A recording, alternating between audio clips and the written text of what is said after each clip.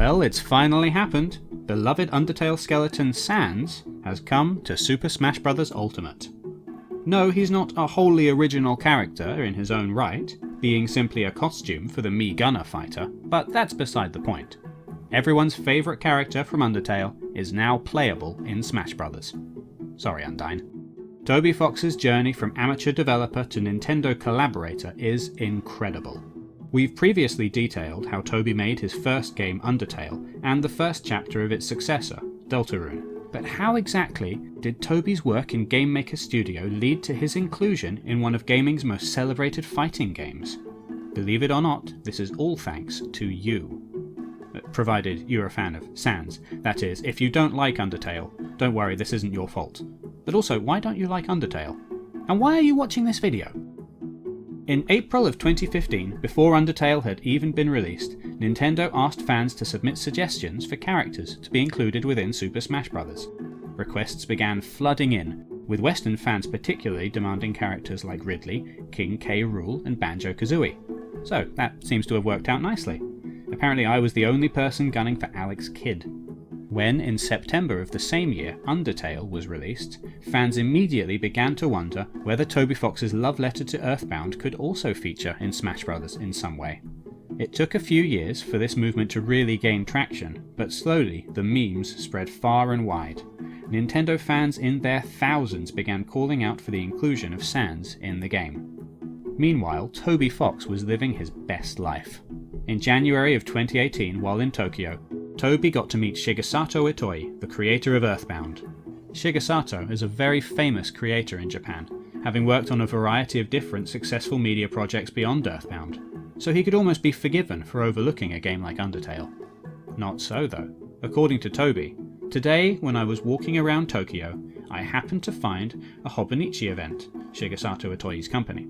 Then I happened to meet Shigesato Itoi, Mother's creator. He told everyone I was an awesome game designer. I'm happy. This world is made of strange coincidences, huh? Toby also got the chance to spend time with none other than Masahiro Sakurai, who invited him to his house.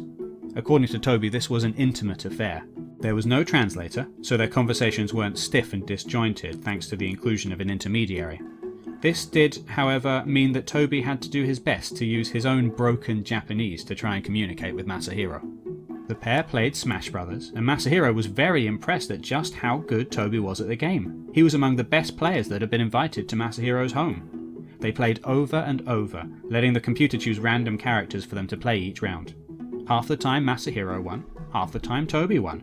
They were fairly evenly matched, and Masahiro even suspected that Toby might be just a little better at the game, at least picking random characters. When their time together was over, Masahiro personally drove Toby home. As they travelled, they listened to a CD of music from Super Smash Bros. And they laughed and joked. Toby decided to name Masahiro's car the Batmobile, which, sure, why not? It's canon now. Masahiro Sakurai drives the Batmobile and listens to Smash Bros. Music at every available moment. Quite aside from anything else, this certainly does show how much he cares about his game, that he's so absorbed by it, even during what is theoretically his time off. But then, work-life balance has never been his strong suit. It was presumably following their time together that Toby was invited to compose a new arrangement of Megalovania for Smash Bros., but this wasn't all he was asked to do. Game Freak, another orbital Nintendo company, was working on their brand new original game, Little Town Hero. If you're wondering why Game Freak doesn't have more resources to pour into modelling every single Pokemon for Sword and Shield, bear in mind that they are also trying to reinvent the role-playing game genre with this nifty-looking title. Little Town Hero is apparently what would happen if Majora's Mask was a turn-based role-playing game, in which you explore a small community, make friends with various people, help them with their problems, and then use their loyalty to hurl them against monsters that get in your way. Just like how real friendship works. With development on Little Town Hero and Pokemon Sword and Shield running concurrently, Game Freak needed to expand and to work with new creators. Additional artists and developers were hired, but to give Little Town Hero a distinct feel from their other work, the studio decided to hire an outside composer for the bulk of the game's music. That composer was Toby Fox.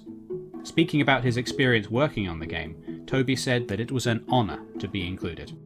Toby initially composed the music, and then it was arranged by veteran Game Freak composer Hitomi Sato, best known for his work on Pokemon Black and White. Said Toby, "Though it was a very small team, I felt a lot of passion from the people working on it. I'm looking forward to finally trying the game myself and seeing how it turned out." Toby's journey over the past few years has been incredible. He's made a small passion project that he didn't really expect anyone would care much about.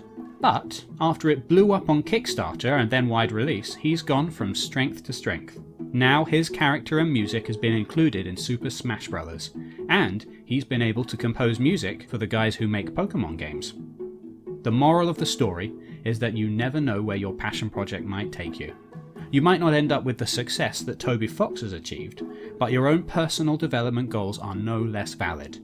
Make things you can be proud of, develop talents that make you happy.